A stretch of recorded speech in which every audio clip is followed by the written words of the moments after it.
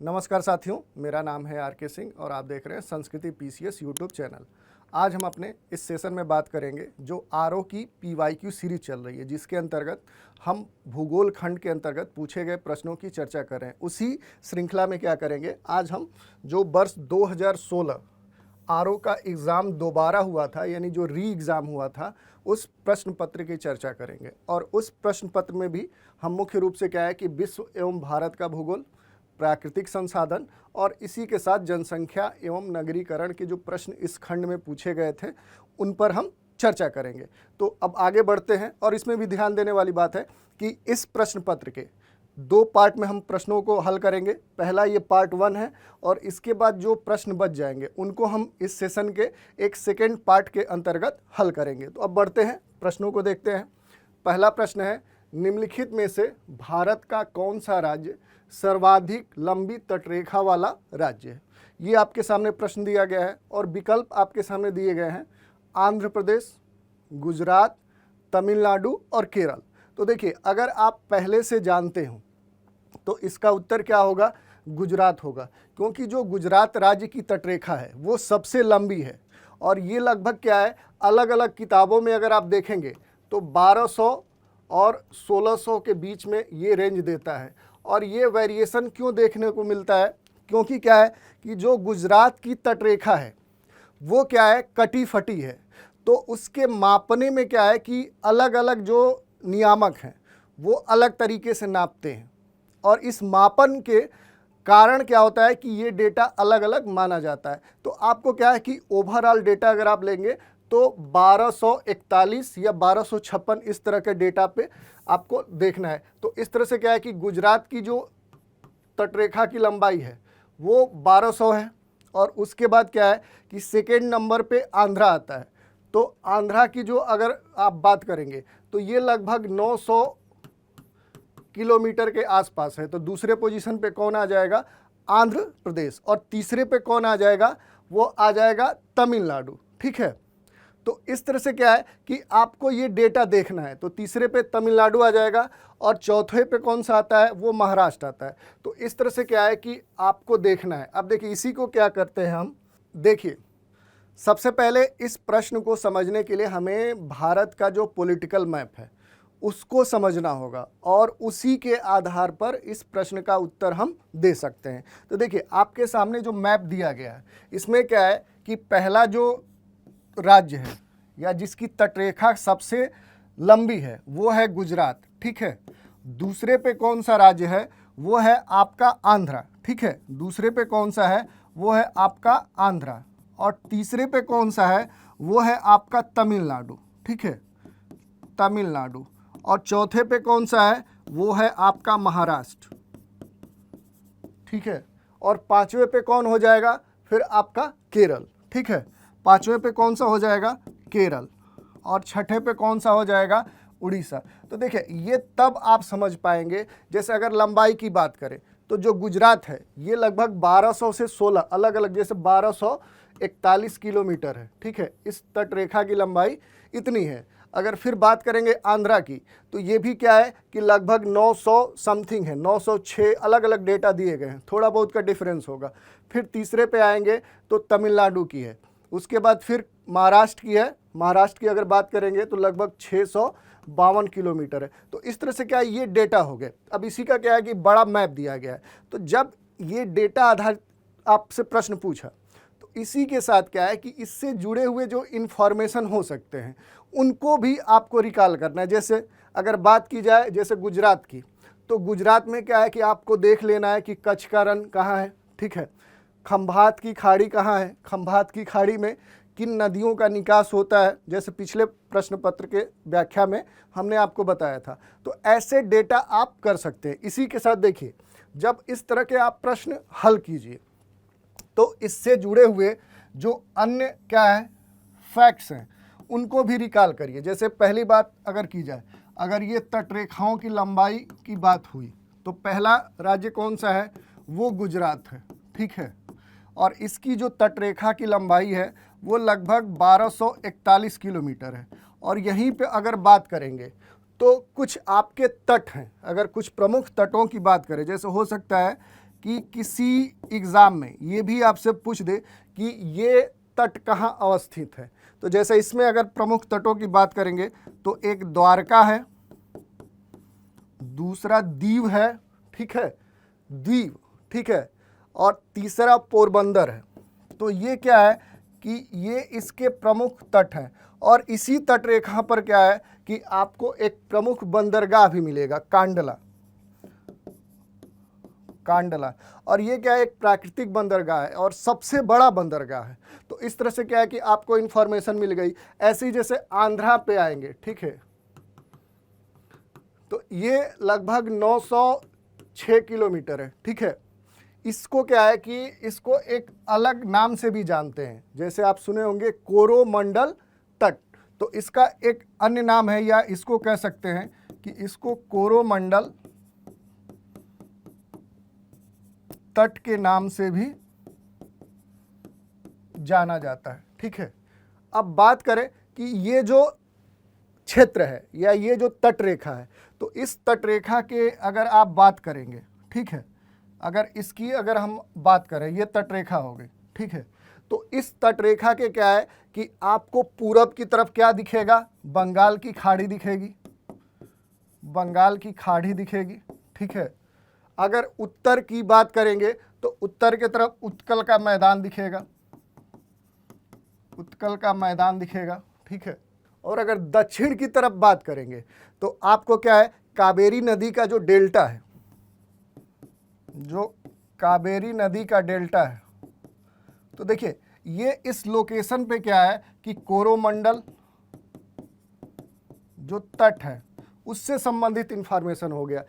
तो क्या है कि है फैक्ट वही, लेकिन इससे जुड़े प्रश्न आपके अलग अलग पूछे जा सकते हैं। तो ये आपको ध्यान देना है कि अगर कोई चीज़ पढ़ रहे हैं तो उससे जुड़े हुए जो तथ्य हैं, अब जैसे आपके ऊपर ये प्रश्न होगा कि उत्कल का मैदान किसे कहते हैं, ये कहाँ अवस्थित है, इसकी अपनी विशेषताएं क्या हैं। कुछ अन्य तथ्यों की बात करें, जैसे अगर तमिलनाडु तटरेखा की अगर हम बात करें तो ये कौन से पोजीशन पे आ गया, तो ये थर्ड पोजीशन पे आ गया। दूसरी बात करें तो क्या है कि यहाँ पर गोदावरी, कृष्णा, कावेरी तीनों नदियों का डेल्टा क्षेत्र मिलेगा आपको। गोदावरी, कृष्णा, कावेरी, इन तीनों नदियों का डेल्टा क्षेत्र आपको यहाँ दिखेगा। और जहाँ भी डेल्टा क्षेत्र होगा आप समझ सकते हैं कि वो क्या होगा, वो कृषि के दृष्टिकोण से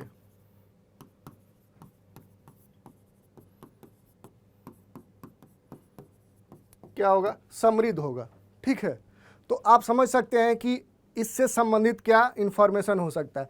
इसी पे आप देख सकते हैं कि अच्छा इस क्षेत्र में प्रमुख रूप से कौन सी फसलें उगाई जाती हैं। और मोटे तौर पे देखें तो इस क्षेत्र में लगभग 12 बड़े बंदरगाह आपको देखने को मिलेंगे। तो इससे जुड़ा हुआ ये क्या हो गया, ये इंफॉर्मेशन हो गया। अब बात करें कि जो ये तमिलनाडु का क्या है, तटरेखा है, तो इसी पे आपके प्रश्न पूछ सकता है कि कौन से प्राकृतिक बंदरगाह हैं या फिर कौन से आर्टिफिशियल हार्बर। तो ऐसे प्रश्न आप क्या करिए कि नोट डाउन करिए, एक आउटलाइन मैप लीजिए और उस पर ये सारे इन्फॉर्मेशन नोट करते जाइए। तो इससे क्या होगा कि आपके जो तथ्यात्मक प्रश्न पूछे जाते हैं उनको आप गलत नहीं करेंगे, ठीक है। अब अगला देखिए, जैसे इसी पे क्या है कि महाराष्ट्र है, ठीक है, जैसे महाराष्ट्र है, तो तट रेखा के दृष्टिकोण से देखें तो ये कौन से पोजीशन पे आएगा, ये 4th नंबर पे आएगा, ठीक है। मतलब भारत में जो सबसे लंबी तट रेखाएं हैं उनमें क्या है, ये 4थे नंबर पे आएगा। और इसकी जो लंबाई होगी लगभग 652 किलोमीटर होगी, ठीक है, 652 किलोमीटर। और बात करें तो ये जो तट है इसको मूल रूप से क्या हम बोलते हैं, इसको हम बोलते हैं कोंकण तट, ठीक है। इसी को एक कोंकण कोस्ट के नाम से भी हम जानते हैं। अगर कोंकण तट की बात करें तो कोंकण तट के अगर पश्चिम और पूरब की तरफ दोनों, जैसे ये पश्चिम भाग हो गया, और क्योंकि ये क्या होगा, ये महाराष्ट्र है और ये आपका तट हुआ, तो इसके क्या है कि अगर पश्चिम की तरफ आएंगे तो क्या मिलेगा, अरब सागर मिलेगा, और अगर पूरब की तरफ बात करेंगे तो आपको पश्चिमी घाट मिलेगा। और इस कोंकण तट के अगर बात करेंगे कि उत्तर की तरफ क्या है, तो दमन गंगा नदी मिलेगी, दमन गंगा नदी मिलेगी। और ऐसे ही क्या है कि दक्षिण की तरफ आएंगे तो गंगावली नदी मिलेगी। तो ये सब क्या है कि आपको ध्यान रखना है, गंगावली नदी मिलेगी। तो ये सब इंफॉर्मेशन है। और इस क्षेत्र में क्या है कि बहुत सारे बंदरगाह मिलेंगे। अगर यहाँ पे देखेंगे तो लगभग 53 बंदरगाह आपको देखने को मिल सकते हैं। ठीक है, तो ये क्या है कि ऐसे जुड़े हुए प्रमुख इंफॉर्मेशन है। ऐसे ही अगर केरल की बात करेंगे तो केरल कौन से स्थान पे आएगा, तो ये छठे नंबर, नहीं ये क्या हो जाएगा 5वें नंबर का, ये 5वें नंबर की तटरेखा है। और जो ये तटरेखा है इसको क्या बोलते हैं, इसी को मालाबार तट बोलते हैं, मालाबार तट। तो इस तरह से क्या है कि ये इससे जुड़े हुए बहुत सारे इंफॉर्मेशन हैं, इनको आपको रिकॉल करना चाहिए। तो इस तरह से क्या हुआ कि हमने पहला प्रश्न लिया और उससे संबंधित जो प्रमुख बातें थी उनकी चर्चा की। अब दूसरा प्रश्न देख लेते हैं। कह रहा है निम्नलिखित में से शैल समूहों में कौन सा भारत में अधिकतम मात्रा में कोयला प्रदान करता है। यानी कि क्या है कि ये 4 शैल समूह दिए गए हैं और पूछा जा रहा है कि इनमें से किस में सबसे अधिक कोयला प्राप्त होता है। पहला कह रहा है धारवाड़ समूह, दूसरा गोंडवाना समूह, तीसरा विंध्य समूह और चौथा टर्चरी। तो आपको पहले ही मालूम है कि जो ये गोंडवाना समूह है इससे सबसे अधिक मात्रा में क्या है कि हमें कोयले की प्राप्ति होती है। तो ये आपके लिए महत्वपूर्ण हो गया। ठीक है, और इसमें भी क्या है कि आपको ये जानना होगा कि आखिर ये किस प्रकार का कोयला यहाँ से मिलता है। तो आप देखेंगे कि यहाँ से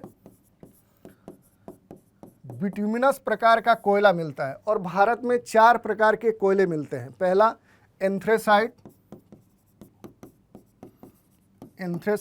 दूसरा बिट्यूमिनस, ठीक है, तीसरा लिग्नाइट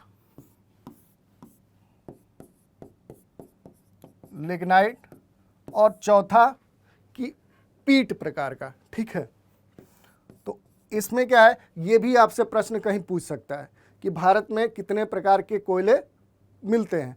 और उसमें क्या है कि एंथ्रेसाइट सबसे उत्तम कोटि का होता है। और इसमें ये किस आधार पर इसका निर्धारण होता है, तो कार्बन की मात्रा के आधार पर ये निर्धारण होता है। तो एंथ्रेसाइट टाइप का जो कोयला होता है इसमें अगर आप देखेंगे तो जो कार्बन की मात्रा होती है वो लगभग 80 से लेकर 95% होती है।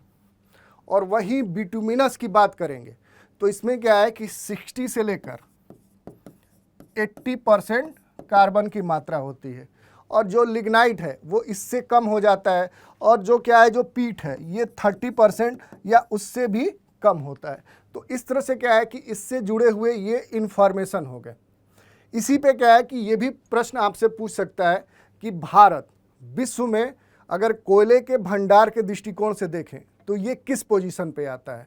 तो क्या है कि अगर विश्व में कोयले भंडार की दृष्टिकोण से देखें तो भारत का जो स्थान है वो 5वां है। ठीक है, और इसी से संबंधित देखिए आपके कुछ एक्सप्लेनेशन दिए गए हैं कि क्या है कि भारत में मूल रूप से जो कोयला पाया जाता है उस सबसे अधिक कहाँ से मिलता है, वो गोंडवाना समूह की जो चट्टाने या जो खाने हैं वहाँ से प्राप्त होता है। और इसमें भी क्या है, बिट्यूमिनस प्रकार का जो कोयला है उससे ये प्राप्त होता है। और उससे संबंधित जो अन्य इन्फॉर्मेशन हो सकते हैं कि क्या है कि इन चट्टानों का निर्माण कब हुआ है, कार्बोनिफेरस युग से लेकर जुरासिक जो काल है इसके बीच में इनका निर्माण हुआ है। और आप जानते हैं कि ये क्या है, जीवाश्म ईंधन है। तो आप जानते हैं कि जो वनस्पतियां हैं, जो जीव जंतु हैं, इनके विभिन्न परतों में दबने से इनका निर्माण हुआ है। और भारत में अगर बात करें तो प्रमुख जो दामोदर, सोन, महानदी, गोदावरी, ये जो नदी घाटियां हैं यहाँ पर सबसे अधिक मात्रा में क्या है, कोयला पाया जाता है। तो इसी से संबंधित ये मैप आपके सामने दिया गया है कि जियोलॉजिकल मैप ऑफ इंडिया। तो ये आपको जानना चाहिए कि प्रमुख रूप से जो क्या है कि भारत का भूगर्भिक क्या है मानचित्र है वो क्या है। और इसमें क्या है कि जो ये दिए गए हैं, ठीक है, प्रमुख जो शैल समूह है, रॉक सिस्टम है, ग्रुप्स हैं ये कहाँ हैं, तो इनको क्या करिए कि आप लोकेट कर लीजिए। और इसी से क्या है कि हो सकता है ये भी प्रश्न पूछ दे कि भारत में जो कोयले का भंडार है वो विश्व के कुल कोयले के भंडार का कितना प्रतिशत है। तो अगर ये बात करेंगे तो भारत में जो कुल कोयला भंडार है वो विश्व के कुल कोयले भंडार का 10% है। और इसी के साथ आपको ये भी जानना चाहिए कि भारत में सबसे अधिक किस राज्य में कोयले का भंडार अधिक है, या हो सकता है आपको क्रम पूछ दे। तो पहले स्थान पे क्या है, झारखंड है, ठीक है, पहले स्थान पे कौन सा राज्य है, झारखंड, ये कोयले का भंडार है, ठीक है, राज्यवार। तो पहले स्थान पे झारखंड है, दूसरे पे कौन सा राज्य है, वो उड़ीसा राज्य है, और तीसरे पे अगर हम बात करेंगे तो कौन सा राज्य होगा, छत्तीसगढ़ होगा, ठीक है, छत्तीसगढ़। और चौथे पे पश्चिम बंगाल, और पांचवें पे कौन सा होगा, तो ये आपके लिए प्रश्न है, ठीक है। तो इस तरह से क्या है कि ये आपको किसी भी प्रश्न को हल करते समय इससे संबंधित जो प्रमुख इन्फॉर्मेशन हो सकते हैं उनको जानना चाहिए। और उसको जानने के क्रम में क्या है कि आपको मैप का अवलोकन करना चाहिए, ठीक है, कि आखिर भारत में कौन सा क्षेत्र है जहां मूल रूप से कोयला पाया जाता है। तो जब मैप आप खोलेंगे तो उसमें क्या है कि जो प्रमुख कोल रिजर्व हैं, जो प्रमुख कोल भंडार हैं, वो आपको इस तरह से दिखेंगे। और इसके आधार पर क्या है कि आप जब मैप देखेंगे तो उसमें दिखेगा कि आखिर ये किस किस राज्य में है, ठीक है। तो इस तरह से क्या है कि मैप को आपको अपने अध्ययन में शामिल करना है। इससे क्या होगा कि आप बहुत सारे प्रश्न बिना पढ़े मैप के आधार पर कर सकते हैं। अब तीसरा प्रश्न लेते हैं। तीसरा प्रश्न क्या कह रहा है, निम्नलिखित राज्य केंद्र शासित राज्यों में जारवा जनजाति का निवास स्थान कहाँ है। तो देखिए, जारवा मैंने पिछले ही जो डिस्कशन हमारा हुआ था उसमें हमने बताया था कि ये अंडमान निकोबार द्वीप समूह में प्रमुख रूप से वास करती है। और उस दौरान क्या है कि भारत की जो प्रमुख जनजातियां हैं उनके बारे में भी आपसे चर्चा की थी और मैप पे लोकेट भी किया था। और इसी के साथ हमने बताया था कि क्या है कि वर्ष 2022 का जो अनुसूचित जाति और अनुसूचित जनजाति संशोधन विधेयक 2022 पारित हो चुका है। तो उससे संबंधित जो प्रमुख तथ्य हैं उनको जरूर देख लीजिएगा। और यहाँ तक कि हमने बताया था कि जो गोंड जाति है और यूपी की जो 4 ट्राइब्स हैं उनके क्या है कैटेगरी परिवर्तित किए गए हैं। तो इस तरह से क्या है कि ये आपके लिए सबसे महत्वपूर्ण है। अब जारवा जो जनजाति है ये क्या है कि मुख्य रूप से अंडमान निकोबार द्वीप समूह में पाई जाती है। और क्या है कि इनके अगर शारीरिक विशेषताओं की बात करें तो इनका जो कलर होता है वो काला होता है, ब्लैक होता है, छोटे कद के होते हैं। और यहाँ पर क्या है कि कुछ अन्य जनजातियाँ भी पाई जाती हैं जैसे ओंग, सैम्पैन, सेंटिनली, ये क्या है, ये वहाँ की कुछ प्रमुख ट्राइब्स हैं। तो हो सकता है कि किसी अन्य प्रश्न में क्या है कि आपसे पूछ दे कि इनमें से कौन सी जाति या ट्राइब्स का क्या है, कहाँ से संबंध है। इसी के साथ अगर जारवा जनजाति की बात की जाए जहाँ ये रही जाती है, ठीक है, या जहाँ ये पाई जाती है, तो उस क्षेत्र को क्या है कि वर्ष 1979 की अधिसूचना के द्वारा ट्राइबल रिजर्व एरिया घोषित किया गया। अब देखिए, ये तो इससे संबंधित कुछ प्रमुख बातें हैं। इसी के आधार पर क्या करना चाहिए कि आपको मैप देखना चाहिए, ठीक है। और मैप के आधार पर क्या है कि इससे जुड़े हुए जो तथ्य हो सकते हैं, जैसे 10 डिग्री चैनल, 10 डिग्री का जो चैनल है वो क्या है, और ये कहाँ अवस्थित है, और ये किन 2 द्वीपों को अलग करता है, ठीक है, ये आप देख सकते हैं। इसी के साथ क्या है कि महात्मा गांधी जो मेरिन नेशनल पार्क है ये कहाँ है, ये आपको जानना चाहिए। फिर क्या है, सैंडल पीक नेशनल पार्क है, ये कहाँ पर है। और फिर क्या है कि आपको जो अंडमान निकोबार द्वीप समूह के जो प्रमुख आइलैंड है, जैसे अगर बात करेंगे तो क्या है कि यहाँ पर बहुत सारे आइलैंड छोटे बड़े मिलेंगे आपको, उनको आपको ध्यान से देखना है। उसमें भी क्या है कि आपको सबसे पहले जो नॉर्थ अंडमान आइलैंड है, फिर मिडिल है, फिर साउथ है, ठीक है, और फिर लिटिल है। तो ये 4 क्या है कि आपके लिए सबसे महत्वपूर्ण हुए। फिर क्या है कि आपको देखना है कि आखिर इनकी अवस्थिति किस क्रम में है, क्योंकि कभी ये भी प्रश्न पूछ सकता है कि इनके क्रम को उत्तर से दक्षिण बताइए। फिर क्या है कि आपको ये देखना है कि यहाँ जो जारवा जनजाति है वो प्रमुख रूप से कहाँ पाई जाती है। तो देखिए ये रेड कलर से जो दिखाया जा रहा है ये जारवा जनजाति के वास क्षेत्र को दिखाया जा रहा है। जैसे हमने बताया ना कि ये ट्राइबल रिजर्व एरिया घोषित किया गया है। तो क्या है इसी में क्या है कि जो ओंग है ये ग्रीन कलर से दिखाया जा रहा है। तो ओंग कहाँ पाई जाती है? मुख्य रूप से लिटिल अंडमान में पाई जाती है। और फिर क्या है कि आप देखेंगे कि जो सेंटलीस जनजाति है तो सेंटलीस कहाँ पाई जाएगी? तो आपको सेंटलीस जो आइलैंड है वहाँ पर पाई जाएगी। तो इस तरह से क्या है कि आपको देखना है, ठीक है।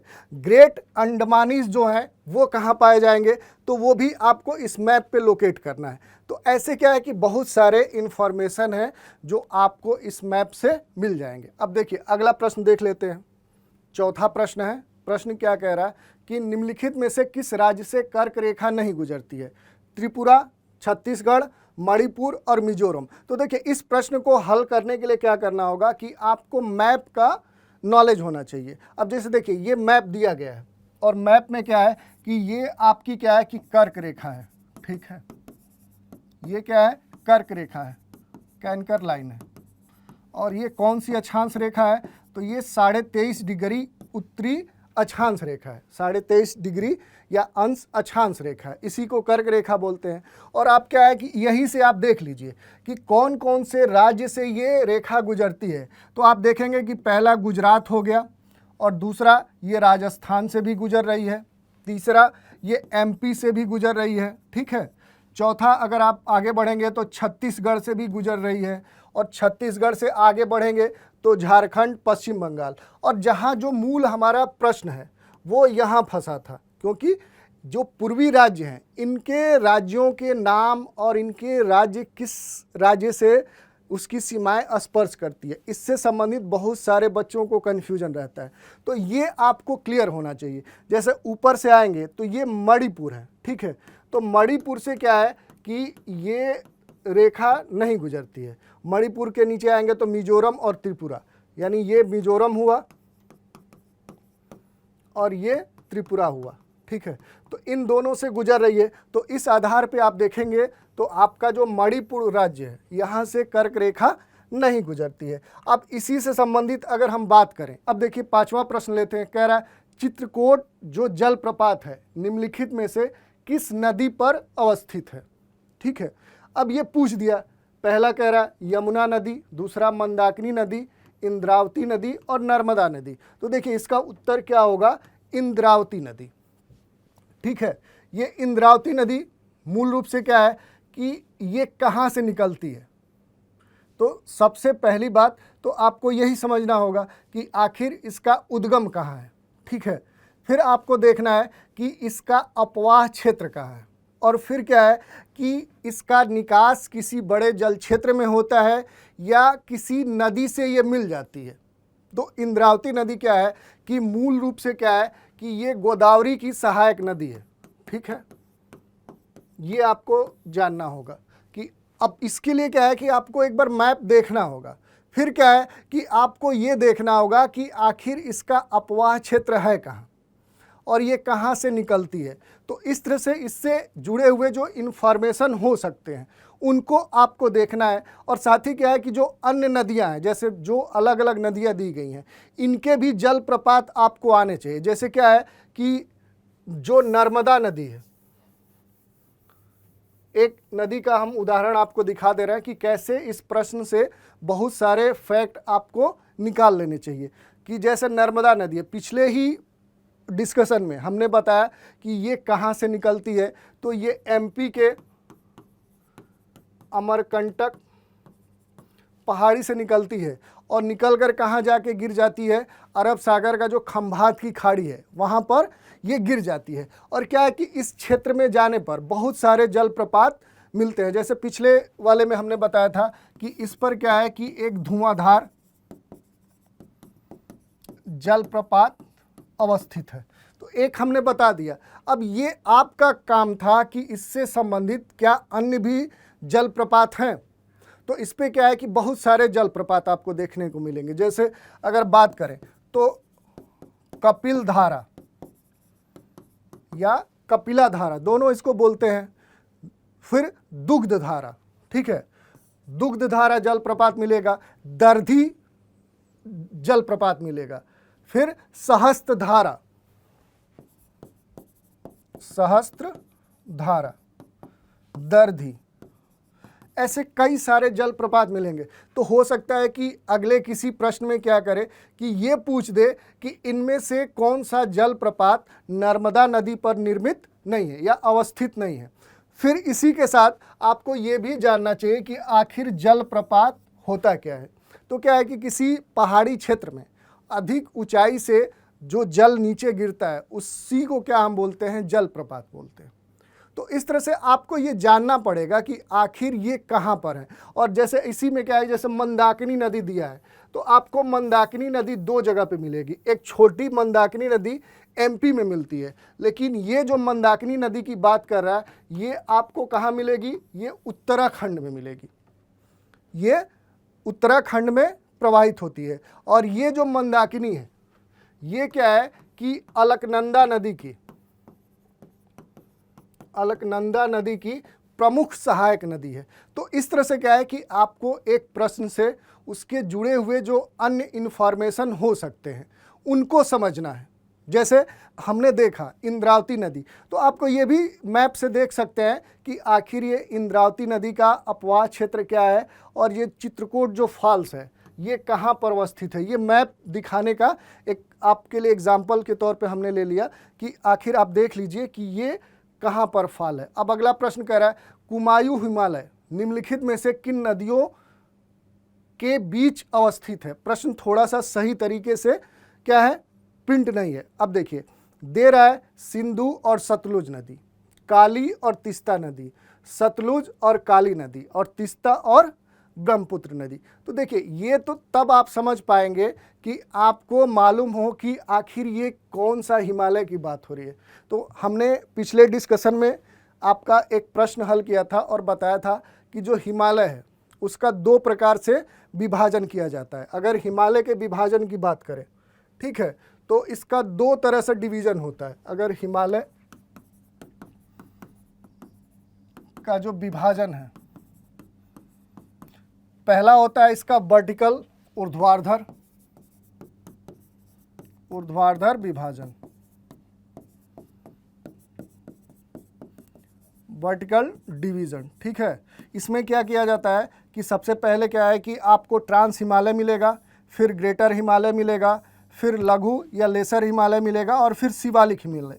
तो ये क्या हो गया, इसका वर्टिकल डिवीजन हो गया। दूसरा क्या होता है कि हिमालय का प्रादेशिक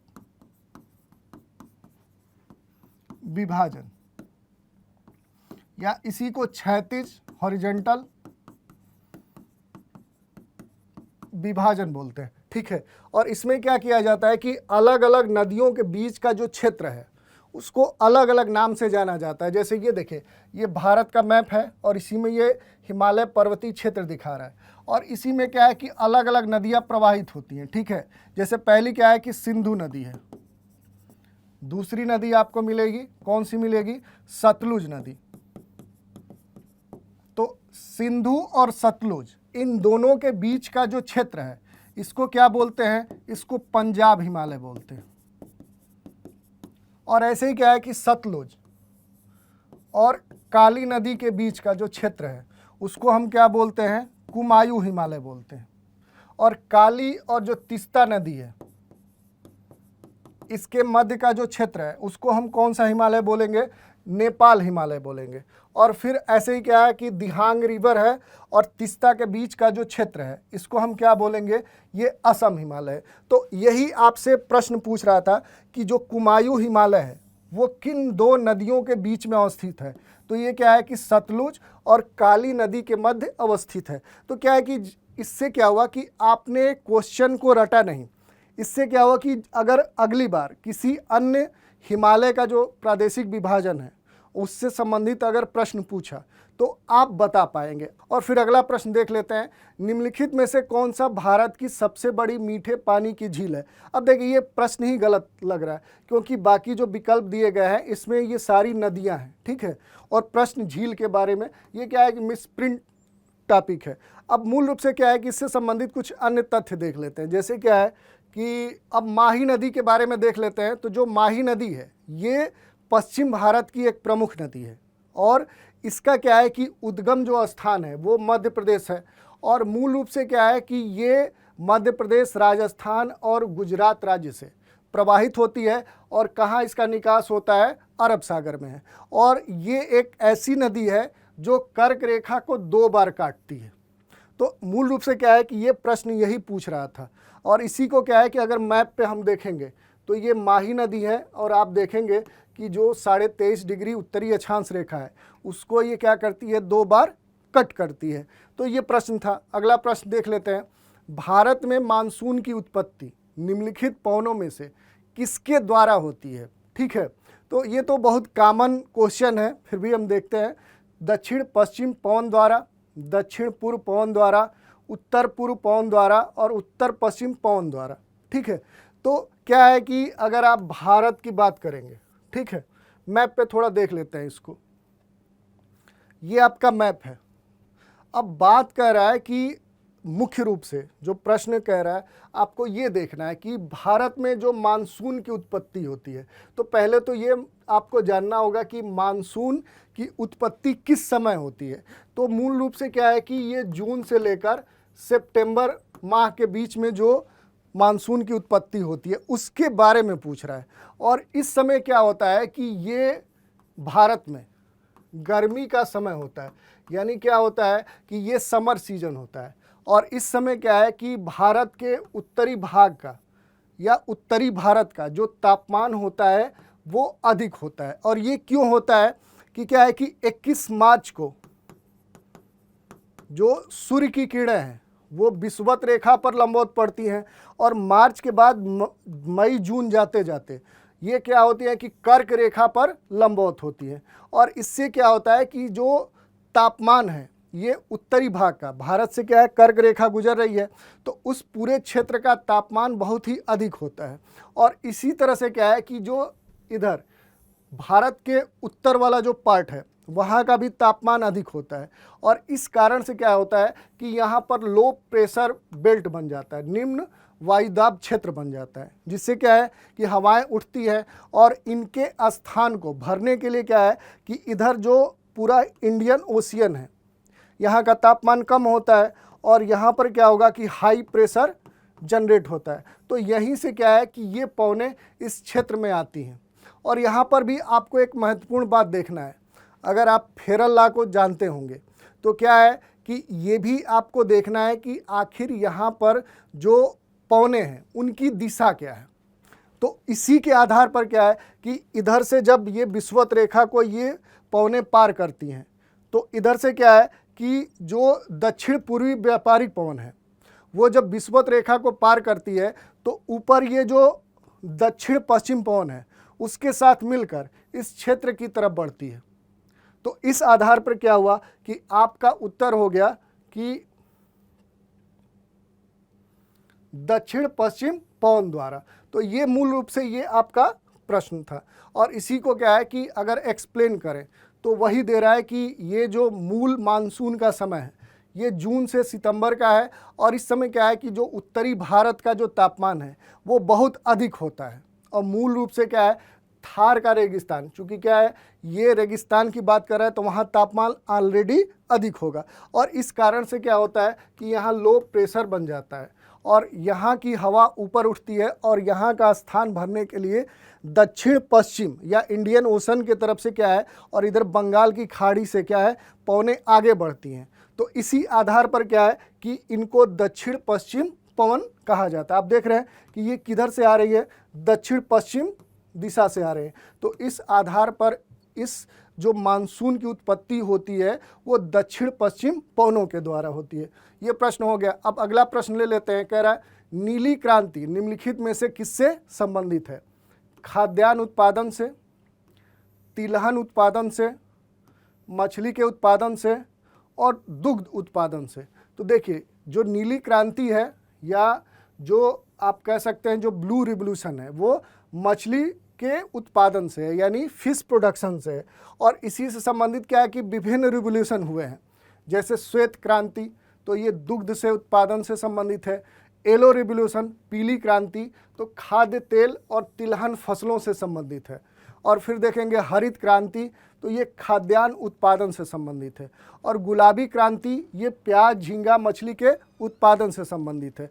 और जो काली क्रांति है यानी ब्लैक रिवोल्यूशन है, ये पेट्रोलियम, खनिज तेल के उत्पादन और साथ ही क्या कि एथेनॉल, इसके उत्पादन से संबंधित है। और ऐसे ही क्या है कि ग्रे रिवोल्यूशन, धूसर क्रांति, तो ये जो फर्टिलाइजर्स हैं उनके प्रोडक्शन से संबंधित है। कुछ अन्य रिवोल्यूशन की बात करेंगे तो गोल्डन रिवोल्यूशन है, ये किससे संबंधित है, तो ये बागवानी के उत्पादन से है। और फिर गोल क्रांति है, इसका संबंध किससे है, देश में जो पोटैटो है उसके प्रोडक्शन से, आलू के उत्पादन से। और ऐसे ही क्या है कि इंद्रधनुषी क्रांति, इसमें क्या है कि जो हरित है, पीली है, नीली है, लाल है, गुलाबी है, भूरी है, धूसर है, या जो ऐसी अन्य सभी क्रांतियां हैं, इनको एक साथ लेकर चलने की बात की गई है। और फिर क्या है, सदाबहार क्रांति यानी रेनबो रेवोल्यूशन। और इसका उद्देश्य क्या है कि देश की मिट्टी को उन्नत बनाना, किसानों को लोन या ऋण प्रदान करना, रेन वाटर हार्वेस्टिंग और कृषि शोध को बढ़ावा देना। तो इस तरह से क्या है कि विभिन्न जो क्रांतियां हैं उनको आपको जानना चाहिए। और इसी के साथ क्या है कि ये कब प्रारंभ की गई थी और किस उद्देश्य से की गई थी, इन दोनों को आपको नोट डाउन करना चाहिए। इससे क्या होगा कि अगर ये क्या है, रिपीटेड प्रश्न होते हैं, ये एवरग्रीन प्रश्न है, ये कभी भी पूछे जा सकते हैं। ठीक है, अब आज का प्रश्न ले लेते हैं। कह रहा है तुलबुल परियोजना किस नदी पे है। तो क्या है कि ये पहले ही हमने पिछले डिस्कशन में देखा था कि ये झेलम नदी पे है। क्या है, मैंने बोला कि बहुत सारे ऐसे प्रश्न होंगे जो बार बार रिपीट होंगे, जैसे हमने इसको देखा था और वही प्रश्न फिर से आ गया। तो क्या है कि उससे जुड़े जो इन्फॉर्मेशन होते हैं वो किसी न किसी प्रश्न के रूप में आते रहते हैं। यही हमने बोला कि ट्रेंड आपको पकड़ना है कि जिस टॉपिक से प्रश्न पूछे जाते हैं उस टॉपिक के बारे में जितने भी आयाम हो सकते हैं, अगर उनको आप समझ लिए तो अगला जो पेपर होगा या जो भी एग्ज़ाम होगा कहीं न कहीं घूम फिर के वहाँ से वो प्रश्न पूछेगा। तो इस तरह से क्या है कि आप जान जाएंगे। अब जैसे झेलम है तो हमने उसी समय क्या है कि झेलम नदी से संबंधित जितने भी इंफॉर्मेशन थे वो आपको बता दिए थे। तो इस प्रश्न में जितने भी पॉइंट दिए होंगे वो हमने पहले ही डिस्कस कर लिए हैं कि क्या है कि तुलबुल परियोजना कहाँ है, तो ये बारामूला ज़िले में है। किस नदी पे है, झेलम नदी पे है। और झेलम पे हमने पहले ही बताया था कि कुछ अन्य परियोजनाएं भी चल रही हैं, जैसे किशनगंगा उरी परियोजना, ये कहाँ है, ये भी झेलम नदी पे है। तो ऐसे आपको जानना है। फिर जैसे भाखड़ा नांगल परियोजना है तो ये किस नदी पर है। फिर ऐसे ही रावी नदी के बारे में देख लीजिए। तो क्या है कि ये हमने उस समय आपको बताया था। अगर इसमें एक इन्फॉर्मेशन जो मिस था कि हिमाचल प्रदेश में रावी नदी पर 3 बांध बनाए गए हैं, चमेरा, और चमेरा के ही 3 पार्ट है, चमेरा 1, चमेरा 2, चमेरा 3। ये आपको ध्यान रखना है। ठीक है, तो ये इससे संबंधित प्रश्न था।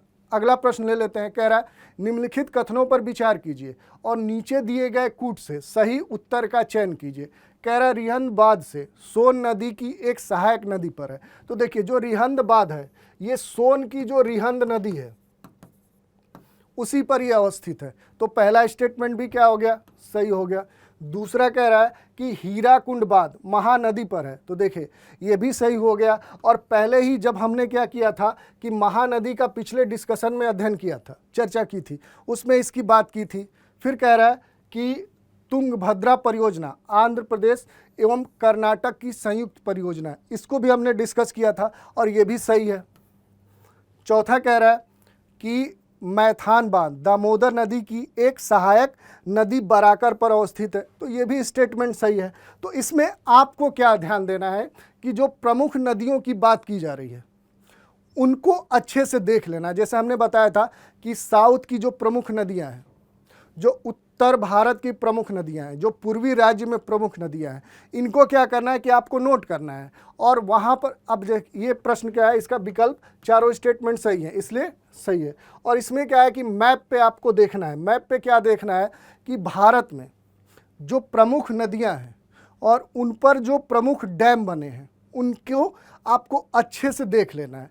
इससे क्या होगा कि अगर कोई प्रश्न डैम और नदी से संबंधित या किसी परियोजना से संबंधित पूछा जा रहा है तो वो आपसे गलत नहीं होगा। जैसे देखिए ये मैप दिया गया है, ये रिवर्स और डैम का मैप है। आप आराम से जाइए गूगल में सर्च कीजिए और मैप आपको मिल गया और इसमें कुछ नहीं करना है।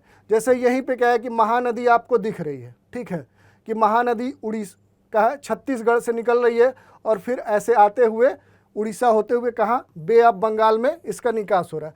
और इसी पे क्या है, हीराकुंड डैम है। तो क्या है कि ऐसे ही मैप पे क्या करिए कि नदियों को लोकेट करिए और इसी पर क्या है कि डैम को मार्क कर लीजिए। तो इस तरह से याद करना आसान होगा।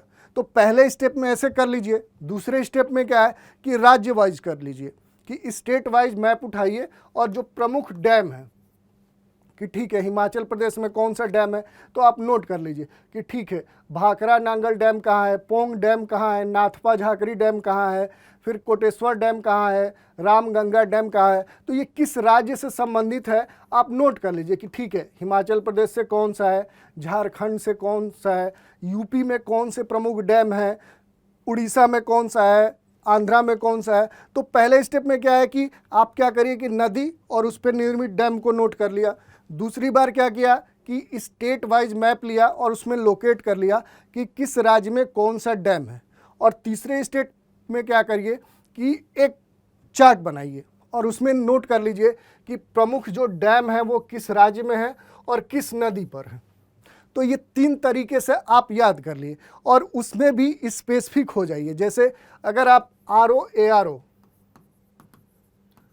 या यूपी PSC का एग्जाम दे रहे हैं यानी यूपी PCS का, तो यूपी के जो प्रमुख डैम हैं और उस डैम के बारे में जानिए, किस नदी पर है, उसकी लोकेशन क्या है, उसकी कैपेसिटी क्या है, साथ ही वो किस प्रकार का है और किस ईयर में वो कंप्लीट हुआ और उसका पर्पज क्या है, किस उद्देश्य से बनाया गया, यानी वो सिंचाई के लिए बनाया गया है या हाइड्रो इलेक्ट्रिक पावर जल विद्युत उत्पादन के लिए बनाया गया है। तो क्या है कि यूपी के जितने भी डैम हैं उनको एक बार नोट कर लीजिए और उनसे संबंधित जो प्रमुख तथ्य हैं उनको वहीं पर नोट कर लीजिए। तो ऐसे जब आप कर लेंगे तो क्या होगा कि आपका कोई प्रश्न गलत नहीं होगा।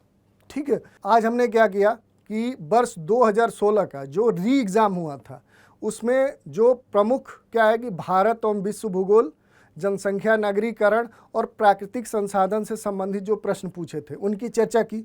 इसी खंड के अंतर्गत जो अन्य बचे हुए प्रश्न हैं उनकी चर्चा हम अपने इसके सेकंड जो हमारा सेशन होगा उसमें हम कर लेंगे।